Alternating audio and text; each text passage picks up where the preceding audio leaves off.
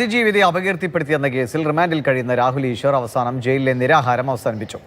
Rahul ഈശ്വറിനെ medical college ആശുപത്രി സെല്ലിലേക്ക് മാറ്റി. Jibin JB വിവരങ്ങളുമായുണ്ട്. Jibin, രാഹുലിൻ്റെ വാക്കുകൾ, പ്രവൃത്തികളൊക്കെ തന്നെയാണ് ഒരുപക്ഷെ ഈ ജാമ്യം കിട്ടുന്നത് നീട്ടിക്കൊണ്ടു പോകുന്നതെന്ന് പോലും വ്യാഖ്യാനിക്കപ്പെടുന്നുണ്ട്. ഇപ്പോൾ അന്ന് മാധ്യമങ്ങളോടാണ് പറഞ്ഞത്, ഞാനിതാ നിരാഹാര സമരം നടത്തുന്നു, പുരുഷന്മാർക്കുള്ള സ്വാതന്ത്ര്യ സമരം എന്നൊക്കെ പറഞ്ഞുകൊണ്ടാണ് നിരാഹാര സമരത്തിലേക്ക് കടന്ന അവസാനം രാഹുലിനെ പിൻവാങ്ങേണ്ടി വന്നിരിക്കുന്നു. അത് തന്നെയാണ് ദിവിഷ്. ഒടുവിൽ വിശന്ന് വലങ്ങിയ രാഹുൽ ഈശ്വർ അവസാനം ഈ നിരാഹാര സമരം അവസാനിപ്പിച്ചിരിക്കുകയാണ്. കാരണം ഇന്നും ACJയും കോടതി രാഹുൽ ഈശ്വറിന്റെ ജാമ്യം നിഷേധിച്ചിരുന്നു. ഇതിന് പിന്നാലെയാണ് താൻ നിരാഹാര സമരം നിർത്തുന്നതായി ഇയാൾ ജയിൽ അധികൃതരെ അറിയിച്ചത്. കാരണം പലതവണ, ഇപ്പോൾ മൂന്നാമത്തെ തവണയാണ് ACJയും കോടതിയിൽ തന്നെ ഇയാൾ ജാമ്യാപേക്ഷ നൽകുന്നത്. പക്ഷേ ഇതിനിടയിൽ കൂടി വീണ്ടും രാഹുൽ ഒരേ കാര്യത്തിൽ തന്നെ ഒരേ സമയം 2 കോടതി ജാമ്യാപേക്ഷ നൽകിയിരുന്നു. അതും കോടതി വലിയൊരു വീഴ്ചയാണ് ചൂണ്ടിക്കാട്ടി. ഇതിന് പിന്നാലെയാണ് പോലീസ് വീണ്ടും ഇയാളെ ഇന്ന് കോടതിയിൽ ഹാജരാക്കി. ആ സമയം പോലും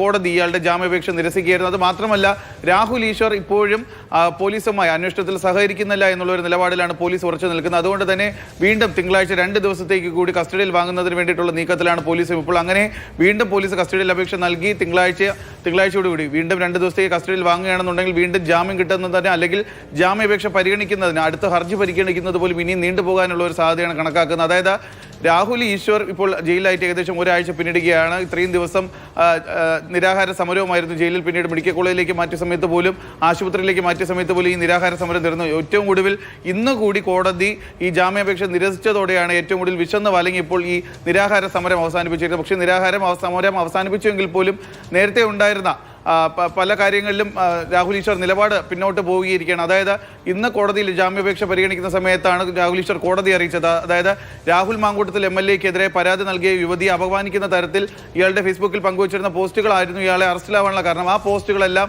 സോഷ്യൽ മീഡിയ പ്ലാറ്റ്ഫോമുകളിൽ നിന്ന് ഡിലീറ്റ് ചെയ്യാമെന്ന് കോടതിയെ ഇന്ന് രാഹുൽ ഈശ്വർ അറിയിക്കുകയും ചെയ്തിട്ടുണ്ട്. എന്തായാലും ഏറ്റവും ഒടുവിൽ രാഹുൽ ഈശ്വർ തന്റെ തെറ്റ് മനസ്സിലാക്കി ഈ പോസ്റ്റുകൾ ഡിലീറ്റ് ചെയ്യാം എന്നുള്ള ഒരു നിലപാടിലേക്ക് എത്തിയിരിക്കുകയാണ് ദിവിഷ്. ശരി. നിയമത്തിന്റെ വഴിക്ക് പോകുമ്പോൾ നിയമത്തോടുള്ള ബഹുമാനം കൂടി നിലനിർത്തി മുന്നോട്ട് പോകേണ്ട ആവശ്യകത കൂടിയാണ് ഈ സംഭവവികാസങ്ങൾ നമ്മളെ ബോധ്യപ്പെടുത്തുന്നത്.